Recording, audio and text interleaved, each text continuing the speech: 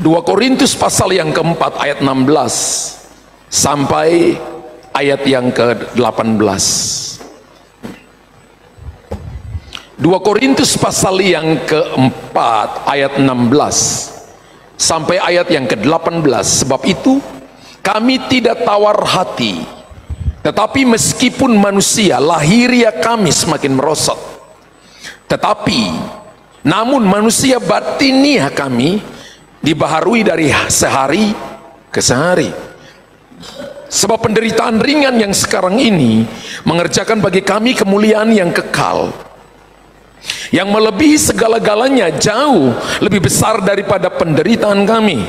Ayat 18, sebab kami tidak memperhatikan yang kelihatan, melainkan yang tak kelihatan, karena yang kelihatan adalah sementara, sedangkan yang tak kelihatan adalah kekal.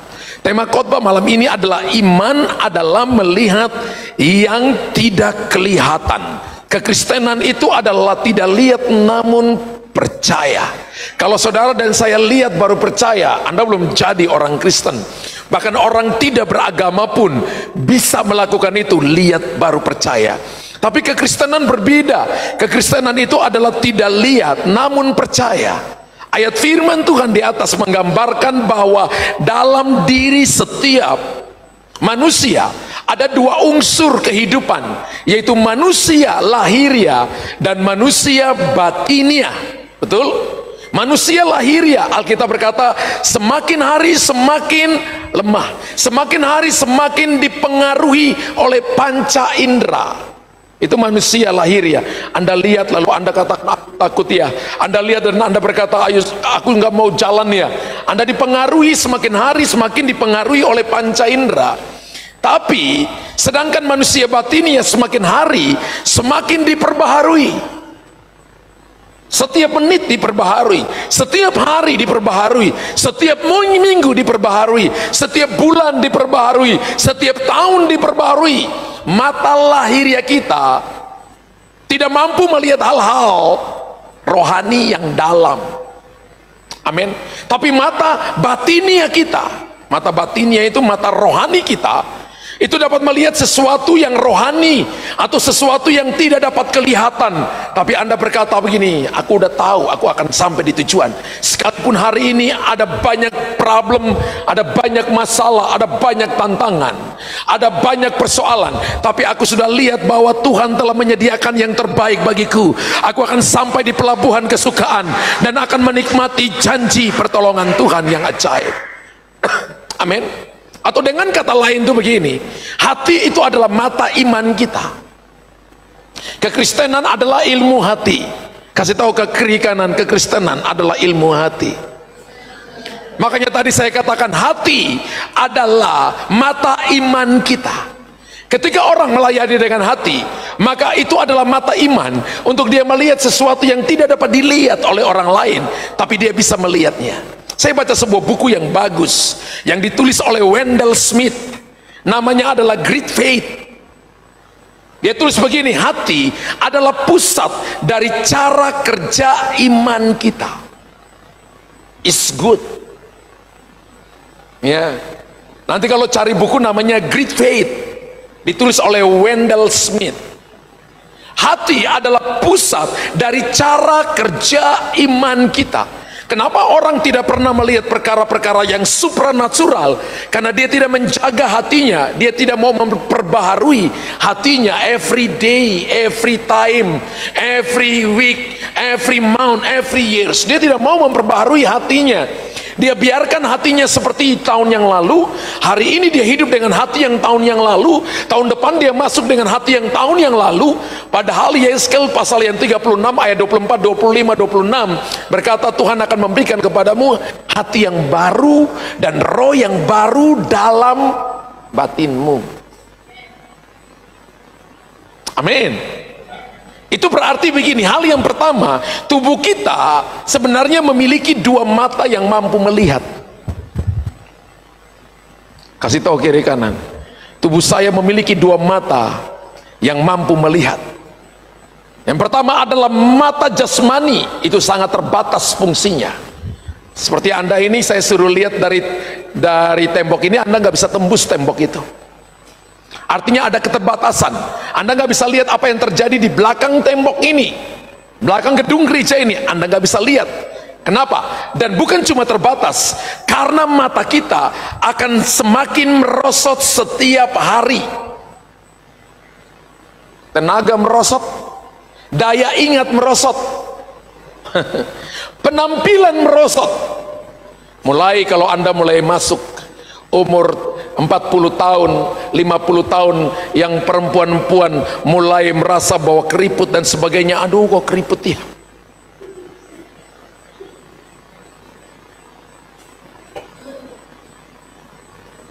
Karena mata jasmani, tubuh jasmani semakin merosot. Amin. Kekayaan dan ketenaran pun semakin merosot. Siapa di sini yang terus kaya dari lahir sampai mati selama-lamanya? Tidak ada. Tidak ada. Ada orang yang kaya, dikatakan akan ada 7 turunan, sampai di kehidupannya dia pun keturunan yang berikutnya tidak bisa menikmatinya. Kekayaan dan ketenaran juga merosot. Kalau Bapak Ibu perhatikan Mazmur 49 ayat 17 sampai ayat yang ke-21, multimedia bantu saya. Mazmur 49 ayat 17 sampai ayat yang ke-21, Alkitab mengatakan kepada kita, ya, bahwa kekayaan bahkan ketenaran pun itu tiap saat bisa merosot. Jangan takut apabila seorang menjadi kaya, apabila kemuliaan keluarganya bertambah. Ayatnya yang ke-17, sebab pada waktu matinya semuanya itu tidak akan dibawa serta, kemuliaannya tidak akan turun mengikuti dia. Sekalipun ia menganggap dirinya berbahagia pada masa hidupnya, sekalipun orang menyanjungnya karena ia berbuat baik terhadap dirinya sendiri. Next. Namun ia akan sampai kepada angkatan nenek moyangnya yang tidak akan melihat terang, dan seterusnya, untuk seterusnya. Manusia yang dengan segala kegemilangannya tidak mempunyai pengertian, boleh disamakan dengan hewan yang dibinasakan. Ayat 21 berkata begini, manusia dengan segala kegemilangannya tidak mempunyai pengertian, dia boleh disamakan dengan hewan yang dibinasakan. Artinya begini saudara, tanpa kita membangun manusia batinia kita, maka saudara dan saya hanya diumpamakan menurut kitab Mazmur seperti hewan yang akan dibinasakan. Amin. Mata jasmani sangat terbatas, bahkan merosot every day. Jangan membangun tubuh ini hanya untuk memuaskan keinginannya, karena tenaganya merosot, daya ingat merosot, apalagi penampilan merosot, kekayaan, ketenaran juga merosot. Tapi mari kita bangun mata iman. Kasih tahu kiri kanan, ayo bangun mata iman. Haleluya. Orang yang memiliki mata iman tidak akan takut dengan masalah. Mata iman itu mampu melihat yang tidak kelihatan, karena diperbaharui setiap hari. 1 Yohanes 3 ayat yang kedua, Alkitab mengatakan begini, ingat bahwa mata iman diperbaharui, mampu melihat yang tidak kelihatan. Saya ingat bangunan ini ketika roboh, ketika kontraktornya lari tinggalkan. Saya ajak beberapa pendoa datang di tempat ini, dan saya katakan kepada mereka, perkatakan firman Tuhan, jangan minta uang, perkatakan firman Tuhan, karena uang adalah akibat daripada kita ketemu Tuhan.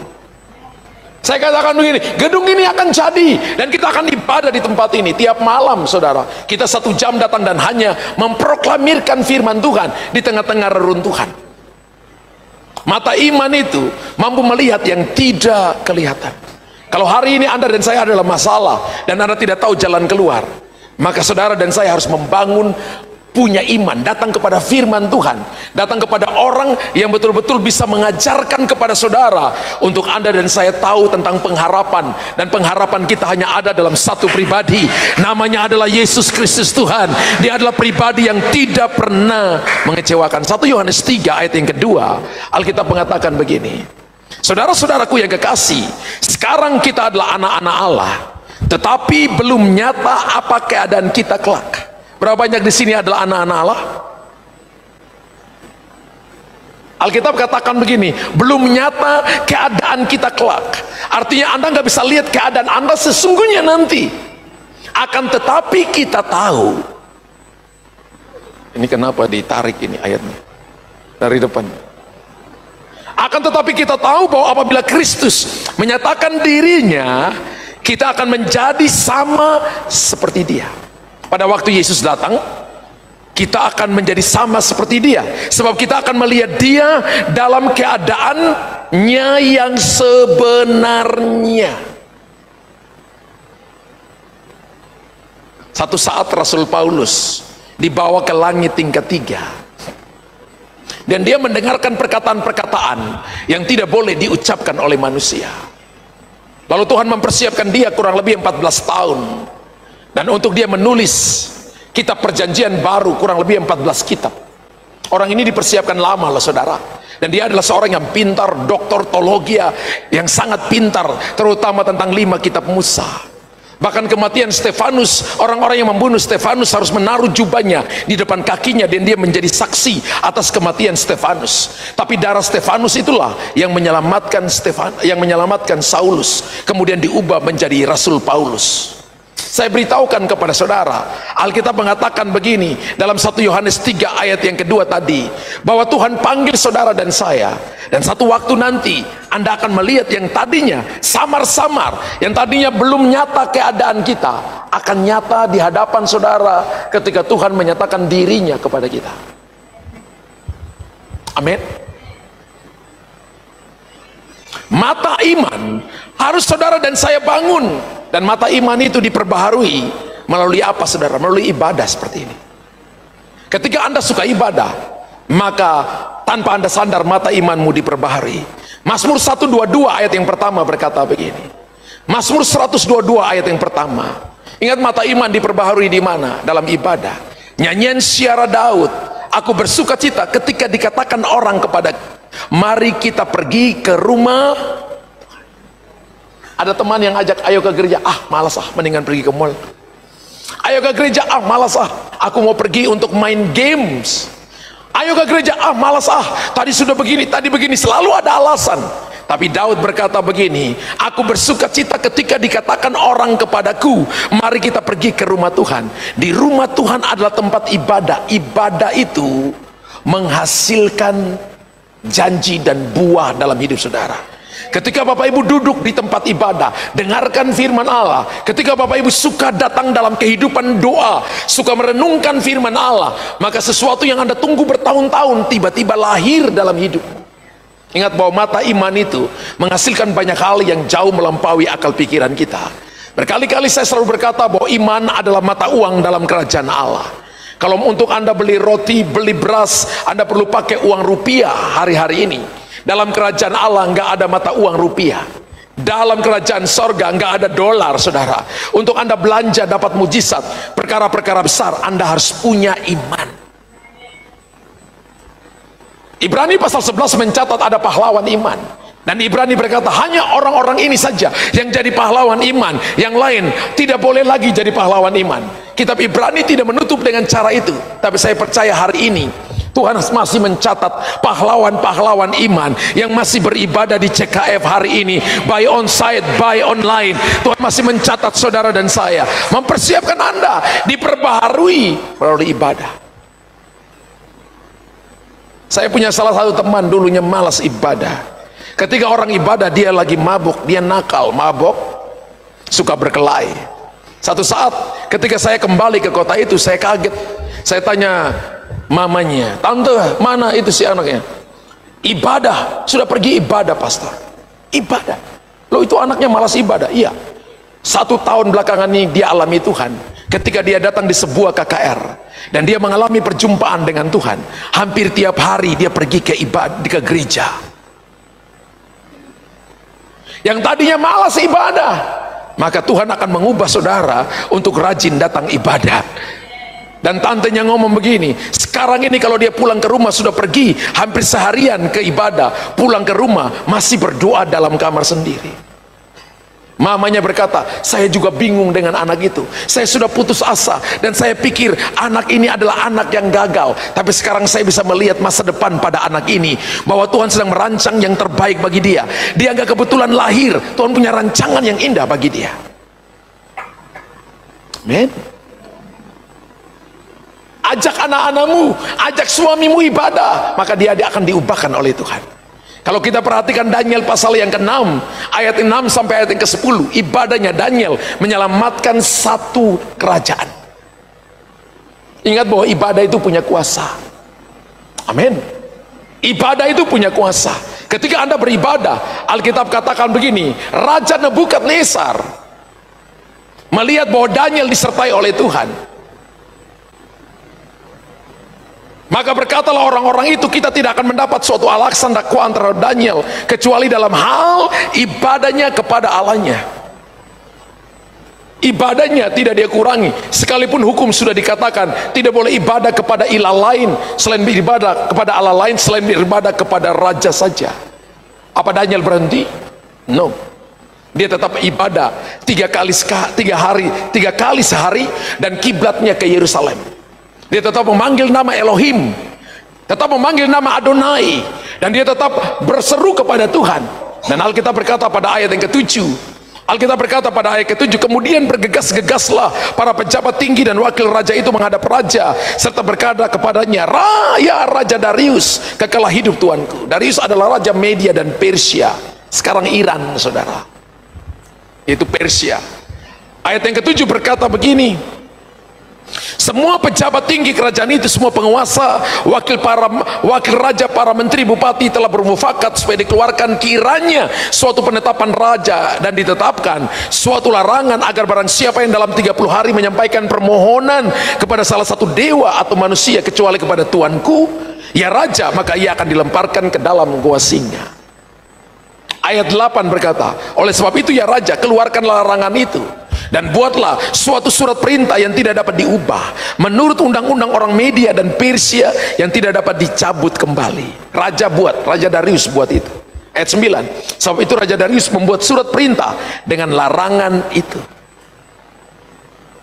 Perhatikan ayat yang ke-10 berkata, demi didengar Daniel bahwa surat perintah itu telah dibuat, maka ketakutanlah Daniel, kakinya gemetar dan dia kencing celana. Begitu ayatnya? Tidak ada ayatnya. Itu Luther 3 ayat yang ke-5. Nggak ada ayatnya seperti itu. Alkitab katakan, pergilah ia ke rumahnya, dalam kamar atasnya ada tingkap-tingkap yang terbuka ke arah Yerusalem. 3 kali sehari ia berlutut, berdoa serta memuji Allahnya seperti apa yang biasa dilakukannya. Firman Allah berkata begini, ibadahnya Daniel yang pertama, menarik kuasa Allah dinyatakan. Ketika dia dilemparkan dalam gua singa, Tuhan memerintahkan malaikat mengatupkan mulut singa itu, dan Tuhan menjaga Daniel sehingga singa tidak mengapa-ngapain Daniel. Dan besok paginya ketika dia dikeluarkan dari dalam gua singa, maka orang-orang yang melemparkan dia dicampakkan ke sana. Sebelum jatuh ke dalam gua sampai ke dasar gua singa itu, singa-singa telah menerkam mereka dan mencabik-cabik mereka. Tapi Raja Darius menulis surat bahwa semua orang yang ada di dalam pemerintahan 127 negara bagian harus menyembah Allahnya Daniel. Ibadah mengubah satu bangsa yang tidak percaya kepada Tuhan sekarang percaya kepada Tuhan dengan sungguh-sungguh. Ketika Anda beribadah sungguh-sungguh, berdoa sungguh-sungguh, cari Tuhan sungguh-sungguh, menyembah Tuhan sungguh-sungguh, bisa merubah satu kota, bisa merubah satu bangsa di mana kita tinggal, karena kuasa Allah sanggup melakukan jauh dari apa yang Anda bisa pikirkan. Ada yang timbul dalam hati, yang ada di pikiran saudara, yang bisa Anda lihat dengan mata iman sanggup melakukan jauh melampaui itu. Mata iman diperbaharui melalui ibadah. Mata iman juga diperbaharui melalui doa. Yeremia 33 ayat yang ketiga, berserulah kepadaku, maka aku menjawab engkau. Berserulah kepadaku, maka aku menjawab engkau, dan akan memberitahukan kepadamu hal-hal yang besar dan yang tidak terpahami, yaitu hal-hal yang tidak kau ketahui.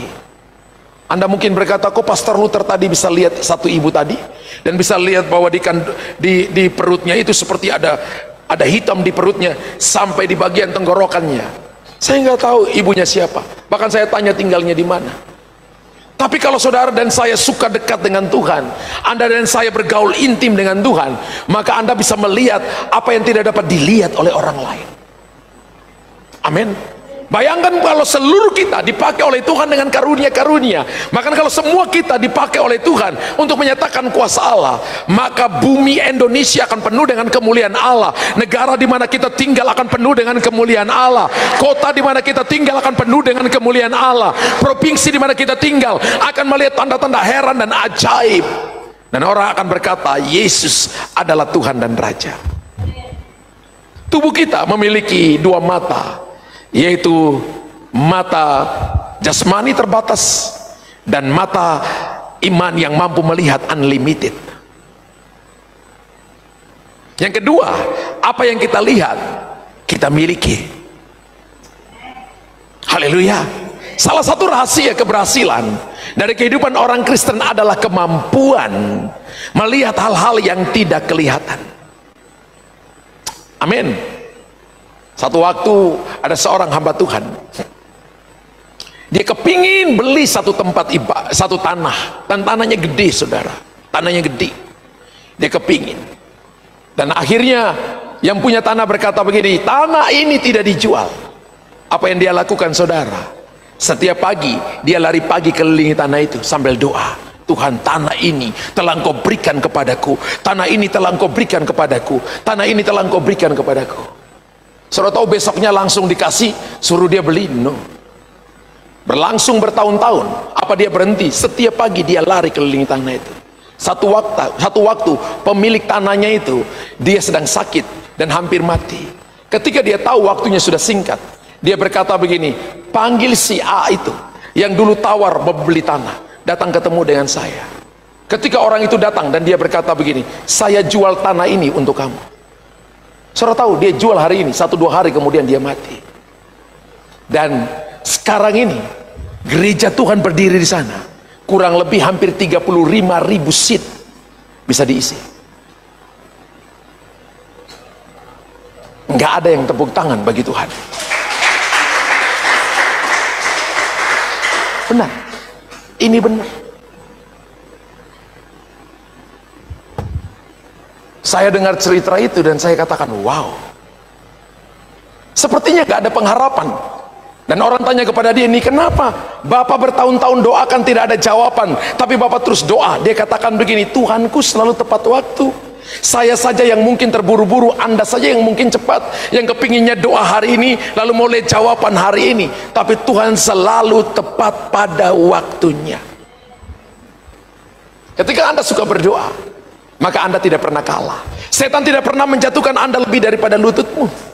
Ketika masalah persoalan datang, ketika Anda berdoa, maka setan sangat takut dengan orang yang berdoa. Contoh, kalau hari ini ada dorongan di hatimu, ayo doa, maka di pikiranmu ada banyak intimidasi. Doa itu capek, pegal-pegal. Doa itu aduh kamu berlutut, nanti berdiri kakinya keram. Tikus-tikus harus panggil kucing untuk datang kejar tikusnya. Mendingan kamu jalan-jalan, mendingan kamu pergi. Banyak hal yang datang serang pikiran. Berapa banyak Anda yang alami? Dan berapa banyak Anda yang alami dan Anda tidak berdoa?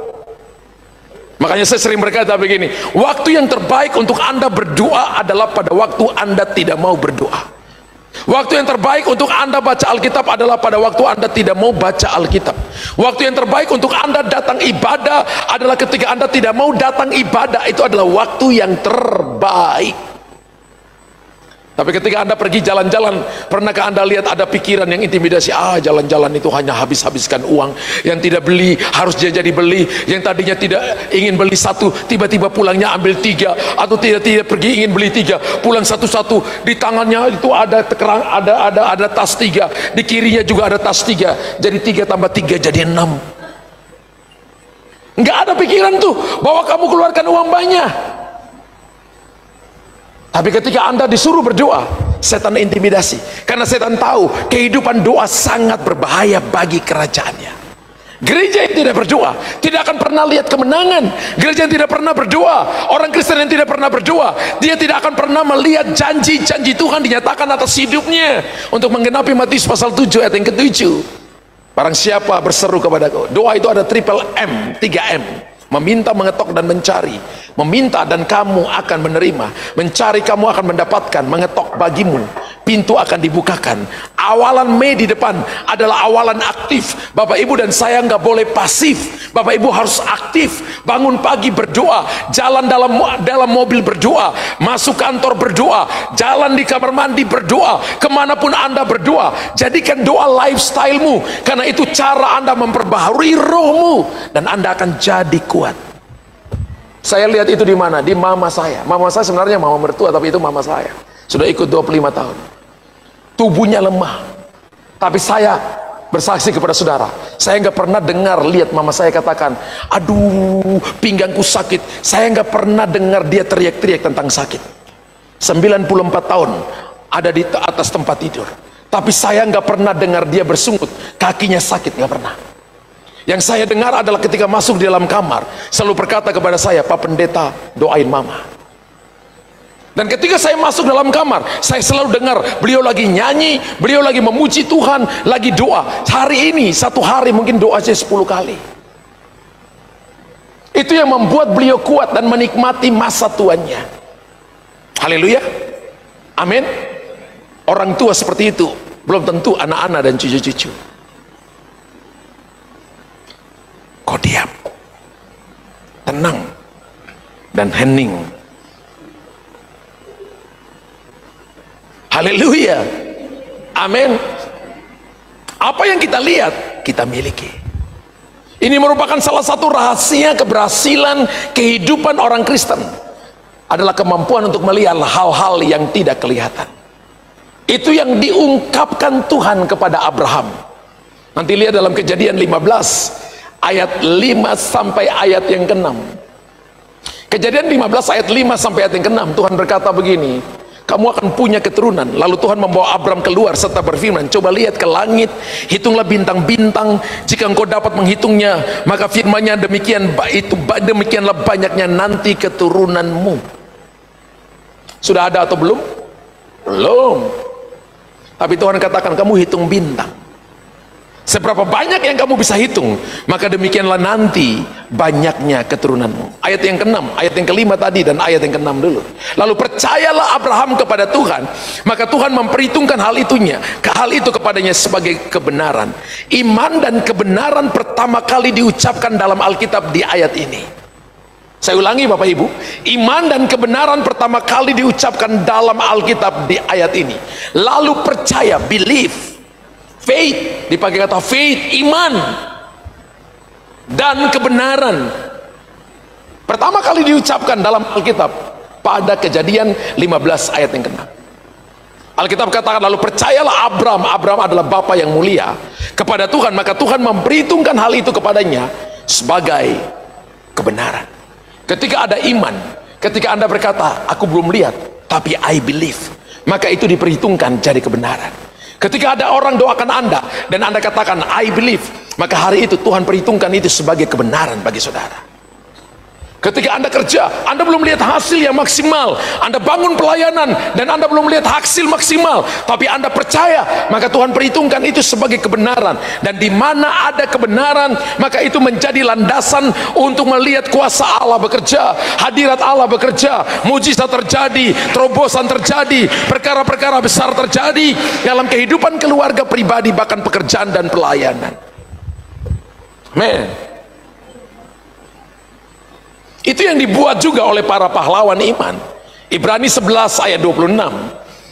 Alkitab berkata begini, Ibrani 11 ayat yang ke-26. Ia menganggap penghinaan karena Kristus sebagai kekayaan yang lebih besar daripada semua harta Mesir. Siapa ini? Moses. Sebab pandangannya ia arahkan kepada upah, reward sebenarnya.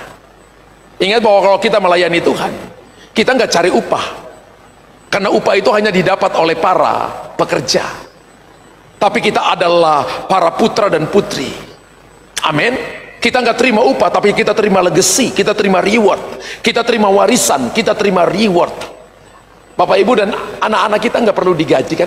Kita selalu kasih mereka bonus, karena apa yang kita punya itu mereka punya juga. Kita boleh punya rumah mewah, mobil mewah, anak-anak kita bisa masuk lebih dulu, kamar tempat tidur kita mereka bisa lompat-lompat, guling-guling atas tempat tidur, dan kita hanya cuma senyum-senyum melihat tingkah laku mereka. Tapi kalau itu anak tetangga, Anda akan tempeleng kiri kanan dan siram dengan air. Haleluya, amin. Saya ingat anak saya yang Chris sama Cherry bisa nyetir. Kalau mereka pulang ke sini, ada kalanya mereka suka pakai mobil saya. Yang perempuan Cherry dulu, waktu mobil saya itu mobil yang Fortuner, dia, aduh papa aku takut mobil terlalu gede. Lalu mobil yang sekarang ini, kalau dia datang, dia yang pakai, dia senang pakai itu mobil. Dia nggak suka lagi pakai mobilnya yang itu. Dan papanya cuma hanya senyum-senyum saja. Coba kalau itu anak tetangga, ya tadi ditempeleng kiri kanan, disiram air, kalau air dingin, kalau air panas gimana itu? Haleluya. Ingat Alkitab berkata begini, itu yang diperbuat oleh pahlawan iman. Alkitab tadi berkata, Musa berkata begini, aku mengarahkan pandanganku kepada upah. Dia nggak lihat bahwa kedudukan dia sebagai pangeran di Mesir, pengetahuan dia yang luas selama 40 tahun di Mesir, dia tidak pakai itu ketika dia bawa itu masuk ke dalam panggilan Tuhan, tapi dia arahkan pandangannya dan pikirannya kepada upah. Apa yang kita lihat akan kita miliki. Amin. Saya punya salah satu teman bisnis. Orang ini papa mamanya tuh hopeless, sudah nggak bisa bilang orang ini. Dia sukanya habisin duit. Tapi satu waktu dia diajak temannya yang juga bisnismen pergi ke rumah Tuhan. Dan di sana dia dilawat Tuhan, kemudian didoakan kelepasan, lalu Tuhan ubah hatinya. Kemudian dia mulai kerja, saudara. Dan ketika dia kerja, dia mulai dengan orang tuanya hanya kasih dia uang yang kurang lebih hampir cuma 200 juta. Dan dia cuma terima karena orang tua putus asa dengan orang ini. Dan mereka nggak terlalu percaya dengan anak ini. Mereka cuma kasih dia 200 juta. Lalu dia mulai bekerja, dia mulai rintis usaha, dia mulai lakukan rintis usaha. Dia dipertemukan dengan seorang bisnismen yang betul-betul diberkati oleh Tuhan. Dan seorang bisnismen itu datang kepada dia dan berkata begini, saya lihat kamu, dari kamu bertobat sampai sekarang, saya lihat kamu setia. Dia tanya, kamu kerja apa? Dan dikasih tahu dia kerja ini, kerja ini, kerja ini. Dia katakan, kamu mau nggak kamu join dengan aku? Aku akan bantu kamu sampai kamu sukses, kemudian kamu berdiri sendiri. Saudara tahu, dia dibantu oleh orang ini kurang lebih hampir 5 tahun. Dia dibantu orang ini sampai akhirnya dia jadi orang yang hari ini diberkati dan sukses. Dan dia tahu gini, ketika saya berhasil, dia pernah ajak saya ngomong dengan beberapa temannya, dan dikatakan, ini Pastor Luther, saya sangat sadar hari ini, kalau hari ini Tuhan berkati saya tahu saya nggak layak. Karena semua yang saya terima, ada kalanya saya nggak layak terima itu. Tapi saya tahu saya jadi bendaharanya Tuhan untuk extending the kingdom, untuk memperluas kerajaan Allah. Apa yang tadinya tidak bisa saya lihat, sekarang saya bisa lihat. Apa yang tadinya tidak saya miliki, sekarang saya miliki. Apa yang tadinya tidak saya punya, sekarang saya punya. Apa yang tadi saya cemburu dengan koko, dengan cece-cece saya, sekarang saya punya. Bahkan selama 5 tahun ini saya diberkati melebihi mereka yang sudah kerja 10-15 tahun yang lalu. Kalau Anda andalkan Tuhan dan berharap kepada Tuhan, maka Anda akan melihat pertolongan Tuhan yang ajaib. Berapa banyak Anda yang percaya bahwa orang benar bisa bangkrut? Ada yang angkat setengah, ini mau menyerah atau mau mau merdeka. Berapa banyak yang percaya bahwa orang benar bisa bangkrut? Ayub itu bangkrut. Berapa lama Ayub bangkrut? 7 tahun. Tapi apakah Tuhan tidak pulihkan? Tuhan pulihkan Ayub. 7 kali orang benar jatuh, tapi Tuhan bangunkan dia kembali untuk dia melihat perkara-perkara besar. Saudara, jika kita ingin mendapatkan apa yang kita dambakan, inginkan, mimpikan, dan apa yang kita cita-citakan, maka kita harus mampu melihat apa yang tidak kelihatan. Coba pejamkan mata, lalu bayangkan apa yang Anda lihat hari ini. Beberapa daripada saudara berkata, aku akan jadi orang yang sukses dalam bisnis. Beberapa berkata, aku akan jadi hamba Tuhan yang dipakai Tuhan dalam karunia-karunia, mujizat, deliverance, sign and wonders. Aku akan menjadi orang yang anak-anakku diberkati oleh Tuhan. Apa yang Anda lihat? Ataukah Anda ketiduran ketika disuruh tutup mata?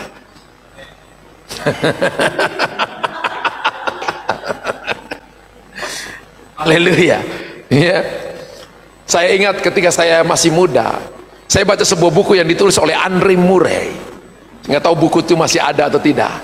Saya ingat bahwa dia katakan begini, apa yang kamu impikan, maka kamu satu waktu akan menerimanya. Jadi ketika saya duduk di kaki Tuhan, saya membayangkan ketika saya jalan, orang dilawat Tuhan, orang disembuhkan. Ketika saya dijawab Tuhan, ketika saya jalan di depan seseorang, maka orang itu akan mengalami kelepasan. Lalu saya taruh itu ketika dalam doa, saya taruh dalam pikiran, saya membayangkan itu terjadi. Dan saya beritahukan, itu terjadi dalam pelayanan saya hari-hari ini. Kerinduan, keinginan, merindukan hal-hal rohani, manifestasi kuasa Allah dinyatakan, perkara-perkara besar, dan itu membuat Anda bergairah dengan Tuhan. Haleluya. Apa yang Anda cita-citakan, apa yang Anda inginkan, mimpikan, maka Anda akan melihat one day nanti, satu waktu nanti. Jangan berpikir bahwa gue kalah, gue mampus. Jangan berpikir, waduh, aku umur tambah tua, aku nggak akan bisa lakukan apapun. Saya katakan begini, orang dalam Tuhan itu, ukuran tua itu ketika dia masuk 101 tahun. Ada yang sudah 100 tahun di sini? Kalau Anda masih umur di bawah 100 tahun, Anda itu youth. Kasih tahu kiri kanan, aku youth. Aku anak muda. Haleluya. Beberapa nggak percaya, beberapa masa sih, pegal-pegal, sudah encok, pegal linu, mata udah kabur. Saya beritahukan kepada saudara, orang yang hidup dalam Tuhan akan tetap bergairah.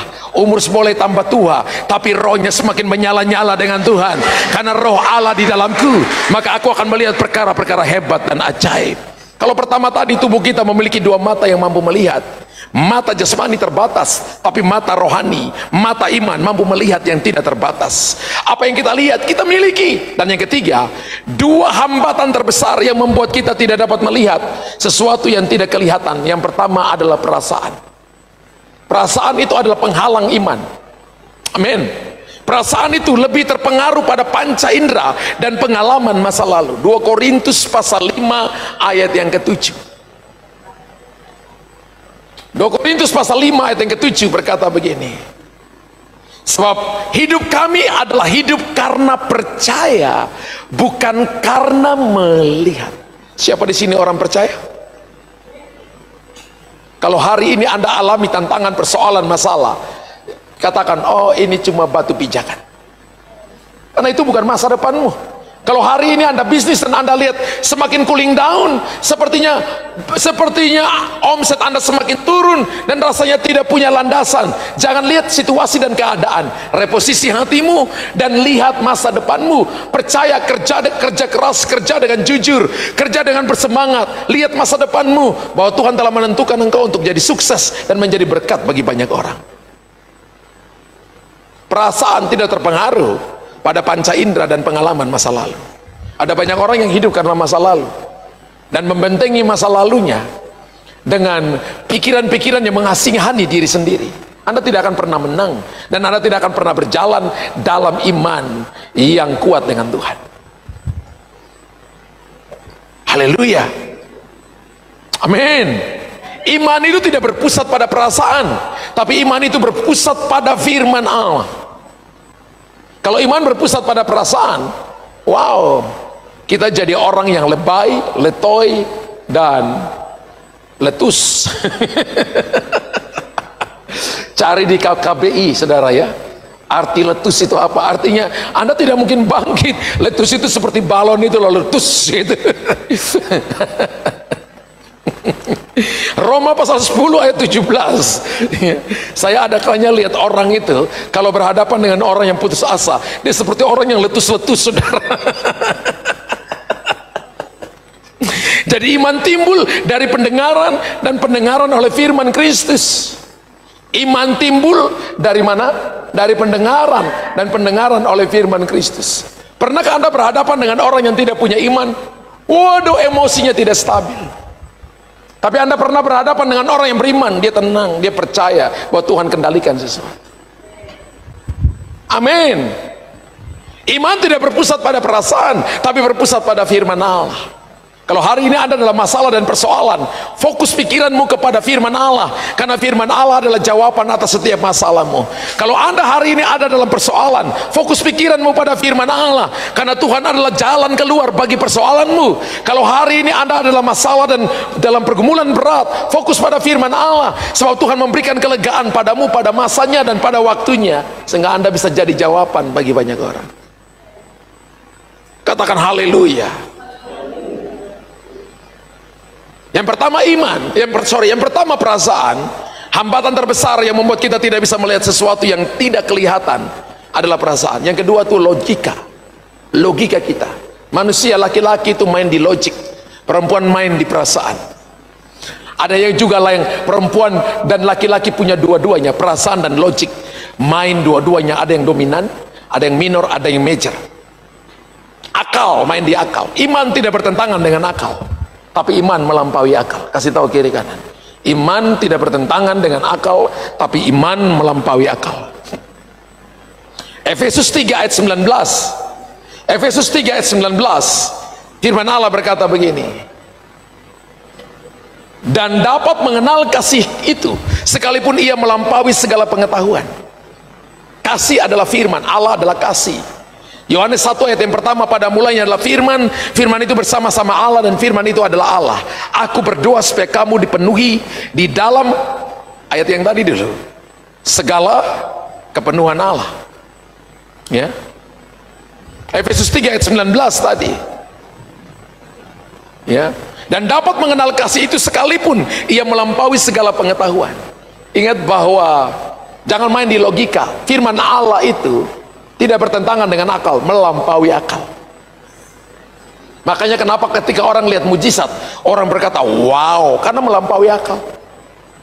Ketika orang ditolong dan dipulihkan, orang berkata dahsyat, luar biasa, mantap. Aku berdoa supaya kamu dipenuhi dalam seluruh kepenuhan Allah. Dan ingat bahwa iman tidak dapat dibatasi oleh batasan-batasan akal, batasan-batasan logika, hitung-hitungan manusia. Karena iman dapat berpusat pada Allah tanpa ada batasan. Amin. Iman dapat berpusat pada kuasa Allah tanpa ada batas. Kalau Anda berpusat pada Tuhan, maka Anda diberikan yang namanya jalan keluar adalah unlimited. Banyak orang sangat terpengaruh dengan apa yang dia lihat dengan mata, bahkan terpengaruh dengan logikanya. Saya belajar dari seorang hamba Tuhan bernama Ayub. Dan Ayub tulis dalam Ayub 11 ayat yang ke-7. Ayub 11 ayat yang ke-7, Ayub menulis ketika dia dalam masa-masa tidak mengenakan, 10 anaknya mati dalam satu hari, bisnisnya habis, ya, bisnisnya habis, tidak ada ibadahnya. Setan menyerang 4 hal dalam hidup Ayub. Setan menyerang ibadahnya lebih dulu. Setelah setan serang ibadahnya, kambing domba dimatikan lebih dulu. Kambing domba adalah binatang ibadah, binatang korban. Ayub nggak punya korban, setan serang ibadahnya. Yang kedua, setan serang bisnisnya. Untanya mati dalam satu hari. Sekarang ini dia punya mobil truk begitu banyak, angkut barang, kirim barang, mati dalam satu hari, bisnisnya habis. Kemudian yang ketiga, keluarganya diserang, 10 anaknya mati dalam satu hari. Dan yang keempat, Ayub pasal 2, dia kena penyakit aneh dari ujung kepala, sampai ujung kaki. Berapa lama Ayub alami ini? 7 tahun. Gak mengenakan. Sahabat-sahabat yang paling dekat, keluarga yang paling dekat, istri yang dia sayangi berkata, kutukilah Allahmu dan matilah. Setan boleh mengambil semuanya. Tapi ayat Ayub 1 ayat 20-21 berkata, Ayub berkata begini, dengan telanjang aku datang, dengan telanjang aku pulang. Terpujilah nama Tuhan. Terjemahan Alkitab King James berkata, maka menyembahlah Ayub. Setan mengambil semuanya, tapi satu hal yang setan tidak dapat ambil adalah penyembahannya Ayub. Saya beritahukan kepada umat Allah, setan mungkin mengambil banyak hal dari Anda, ambil untung banyak dari Anda, tapi kalau Anda punya ibadah, punya mata iman, punya mata rohani, punya persembahan, punya worship dalam hatimu, setan gak bisa ambil itu. Itu seperti akar yang tetap ada dalam tanah, tunggu waktunya akan tumbuh lagi batang kecil, akan naik batang jadi besar, ranting keluar, kemudian bulir keluar, dan akan menghasilkan buah, dan Ayub tuai 2 kali lipat ganda. Ayub 11 ayat yang ke-7, Alkitab berkata begini, Ayub 11 ayat yang ke-7, dapatkah engkau memahami hakikat Allah, menyelami batas-batas kekuasaan yang maha kuasa? Wow, pikiran saudara dan saya tidak dapat memahami hakikat Allah, nilai pengetahuan Allah, nggak bisa. Makanya kita belajar teologi ya saudara. Kita juga teo adalah Allah, dan logia adalah logik, ilmu, pengetahuan tentang Allah nggak bisa juga. Ya. Bapak Ibu, doa bulan Mei saya sudah ujian disertasi saya S3, lalu mau wisuda. Apa saya sudah pintar sekali tentang ada kalian saya baca Alkitab juga masih bingung.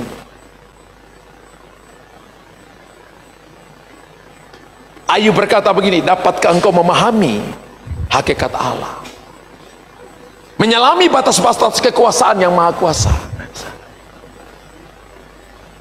Iman tidak dapat dibatasi oleh batasan logika. Ketika saudara dan saya bisa memahami hakikat Allah adalah ketika Anda beriman. Ketika saudara datang, Anda berkata I believe, lalu mengikuti arahan Tuhan, maka Anda akan memahami tentang nilai pengetahuan dari Tuhan. Ada orang yang saya lihat bahwa dia belajar banyak, ada sampai doktor, tapi dia tidak dapat beriman dengan Tuhan. Dia hanya punya knowledge, tapi dia nggak punya kehidupan Tuhan. Kehidupan Tuhan hanya dapat ketika Anda menghidupi perkataan Tuhan itu dan menjadikan itu sebagai guidance dalam hidupmu. Maka kita akan disebut orang yang akan melihat, adalah melihat yang tidak kelihatan, dan apa yang tidak kelihatan akan menjadi milik kita. Amin. Apa yang tidak kelihatan akan menjadi milik kita. Dan tubuh kita memiliki 2 mata. Kasih tahu, saya punya mata jasmani ada tapi terbatas, saya harus sadar itu.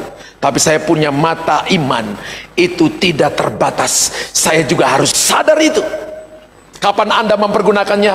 Waktu ada masalah, berdirilah dengan mata iman dan lihat di balik masalah ada jalan keluar. Di balik persoalan ada Tuhan sediakan yang terbaik bagi saudara. Di balik Sungai Yordan meluap, Tuhan sediakan makanan yang melimpah bagi Israel. Dan ketika mereka tiba di Gilgal, maka mana berhenti karena mereka mulai makan hasil penduduk negeri itu. Ketika ada masalah, di seberangnya ada tuayan. Seberangilah dan nikmatilah yang terbaik dari Tuhan. Anda akan melihat perkara-perkara besar yang Tuhan sediakan kepada saudara. Puji Tuhan, puji Tuhan. Bangkit berdiri Bapak Ibu.